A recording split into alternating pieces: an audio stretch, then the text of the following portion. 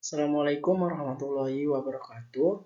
Izin memperkenalkan diri. Nama Taruna Muda Raka Astra Putra Pratama, notar 2103070, kelas MTP 12. Di sini saya akan menyampaikan tentang bahan presentasi saya yang berjudul dengan sistem interoperabilitas perkeretaapian. Nah, sebelum kita masuk pada materi, kita harus lebih tahu apa itu sistem, apa itu interoperabilitas, dan apa itu dengan perkeretaapian. Yang pertama dan yang akan kita bahas adalah apa itu sistem. Sistem adalah gabungan dari beberapa komponen yang saling bekerja sama untuk mencapai tujuan. Nah, sistem itu banyak yang ada di sekitar kita. Dapat kita simpulkan banyak contohnya, yaitu sistem tata surya, sistem kekebalan tubuh, sistem komputer, dan banyak sistem lainnya. Lanjut kepada interoperabilitas. Secara umum, interoperabilitas berasal dari bahasa Inggris, yaitu interoperable. Interoperable menurut Kamus Oxford memiliki pengertian able to exchange information, mampu saling bertukar informasi, yang biasa digunakan pada sistem komputer. Nah, yang ketiga adalah pengertian perkeretaapian. Perkeretaapian adalah satu kesatuan sistem yang terdiri atas sarana dan prasarana serta sumber daya manusia, serta norma, kriteria, persyaratan, dan prosedur untuk penyelenggaraan kereta api. Nah, mampu kita definisikan apa itu sistem interoperabilitas perkeretaapian, yaitu sekumpulan komponen yang saling bekerja sama dan saling bertukar informasi satu dengan yang lain sehingga terciptanya tujuan dalam transportasi perkeretaapian. Nah, di sini saya akan membahas device interoperabilitas. Komunikasi jaringan sensor IoT dirancang menggunakan salah satu teknologi standar tingkat rendah yang populer seperti Zigbee, Bluetooth Mesh, Z-Wave, Wi-Fi, dan lain-lain. Untuk perangkat berkolaborasi satu sama lain, ini telah membuat banyak perangkat terikat ke protokol atau teknologi pada satu periode. Salah satu tantangannya adalah menambahkan perangkat baru di jaringan yang sudah ada memiliki protokol komunikasi berbeda untuk berkolaborasi. Dengan ini saya simpulkan contohnya adalah KAI Akses yang bekerja sama dengan Peduli Lindungi pada situasi COVID saat ini. Nah, di sini saya akan menyampaikan tentang device interoperabilitas perkeretaapian. Kereta api memiliki interoperabilitas yang lebih besar atau lebih kecil tergantung pada kesesuaiannya, standar pengukur, kopling rem, persinyalan, komunikasi, pengukur pemuatan, pengukur struktur, dan aturan pengoperasiannya. Untuk menyebutkan beberapa parameter, untuk layanan kereta penumpang, standar jarak dan tinggi platform kereta api yang berbeda dapat menyebabkan masalah dalam interoperabilitas. Nah, pentingnya interoperabilitas yang pertama yaitu mencapai interoperabilitas, menghubungkan banyak hal secara bersamaan di berbagai jaringan komunikasi. Yang kedua, tunduk pada kondisi yang berbeda, seperti pembatasan konsumsi energi listrik, persyaratan bandwidth komunikasi, komputasi, dan kemampuan keamanan dalam perkeretaapian. Yang ketiga, dapat disesuaikan. Produsen perangkat dapat menyesuaikan hal-hal yang tidak selalu sesuai dengan standar umum. Nah, perangkat dapat juga beroperasi menggunakan berbagai teknologi komunikasi pada bidang perkeretaapian.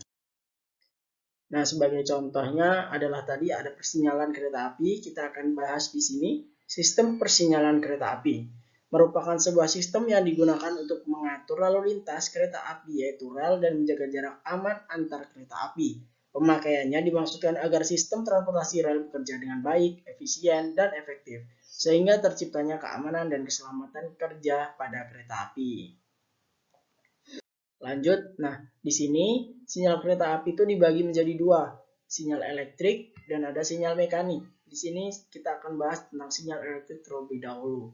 Sinyal elektrik adalah isyarat lampu seperti halnya lampu lalu lintas untuk mengatur jalan atau tidak jalannya kereta api. Jenis persinyalan ini terdiri dari sinyal masuk, sinyal berangkat, dan sinyal muka.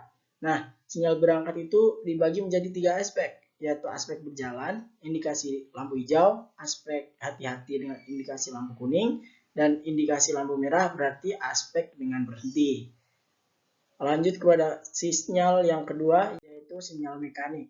Sinyal mekanik adalah perangkat sinyal yang digerakkan secara mekanik dengan papan atau lengan semapur yang dinaikkan atau diturunkan untuk memberi perintah kepada masinis. Sistem ini masih banyak digunakan di Indonesia dengan lintasan yang frekuensinya rendah. Kondisi sistem persinyalan kereta api di Indonesia sekitar 60% masih menggunakan sinyal metalik ini, dan 40%-nya sudah menggunakan sinyal elektrik. Lanjut.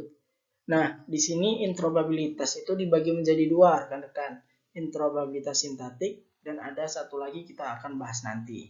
Interoperabilitas sintaktik adalah tentang struktur atau format komunikasi data.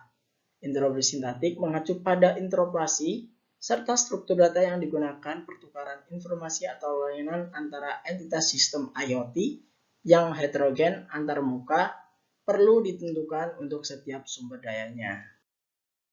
Interoperabilitas semantik. Nah, ini yang kedua. Interoperabilitas semantik adalah tentang data yang dikomunikasikan atau dipertukarkan, memastikan bahwa data dipertukarkan dimaknai secara sama oleh semua pihak atau sistem yang saling bertukar data. Nah, tanpa interoperabilitas semantik, data saling dipertukarkan masih bisa, namun tak ada yang memastikan penerima data akan memaknai datanya. Jadi dapat ditukarkan tapi tidak mampu dimaknai dengan secara sama dari pihak pengirim maupun dimaknai dengan pihak yang penerima. Lanjut, didefinisikan W3C mendefinisikan interoperabilitas semantik sebagai mendukung berbagai agen layanan dan aplikasi untuk bertukar dalam informasi, data, dan pengetahuan dengan cara yang berarti di dalam web maupun di luar web. Nah, disinilah PPKM kerja. Jadi, mereka ini mengkomunikasikan kereta yang ingin berpindah kepada stasiun satu kepada stasiun yang lainnya. Dan di sini dapat disimpulkan juga kayak akses yang mampu berkolaborasi di dalam web maupun di luar web.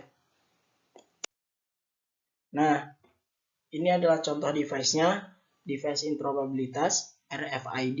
Radio Frequency Identification adalah sistem identifikasi berbasis wireless yang memungkinkan pengambilan data tanpa harus bersentuhan, seperti barcode atau magnetic card. Jadi RFID ini tidak berbentuk barcode, juga tidak berbentuk magnetic card yang digesek itu atau ditempelkan itu. Alat ini menggunakan sistem radiasi elektromagnetik untuk mengirimkan kode. Nah, pada perkeretaapian biasanya dimanfaatkan sebagai tracking route kereta apinya. Pemanfaatan teknologi RFID di setiap stasiun yang dilewati oleh kereta api akan dapat diinformasikan secara real time dan berbasis data pada stasiun tersebut. Yang kedua adalah contohnya tag, alat yang melekat pada objek yang akan diidentifikasi oleh RFID reader. Terdapat dua jenis RFID tag, yaitu perangkat pasif dan perangkat aktif. Nah, tag yang pasif ini menggunakan baterai, sedangkan yang aktif menggunakan baterai untuk dapat berfungsi. Jadi yang pasif itu menggunakan baterai, yang tidak aktif tidak menggunakan baterai. Contohnya ada di sini. Ini adalah tag. Itu seperti contohnya seperti itu, tapi masih banyak lagi tag-tag yang lainnya. Alat ini dapat berupa perangkat read only yang berarti hanya dapat dibaca ataupun read write yang berarti dapat dibaca dan ditulis ulang. Jadi tag ini berfungsi untuk memancarkan identitas kereta api yang akan ditangkap oleh bagian sensor. Nah, berikut adalah dua contoh dari device interoperabilitas. Cukup sekian yang dapat saya sampaikan. Mohon maaf jika ada salah kata. Wabillahi taufiq walhidayah.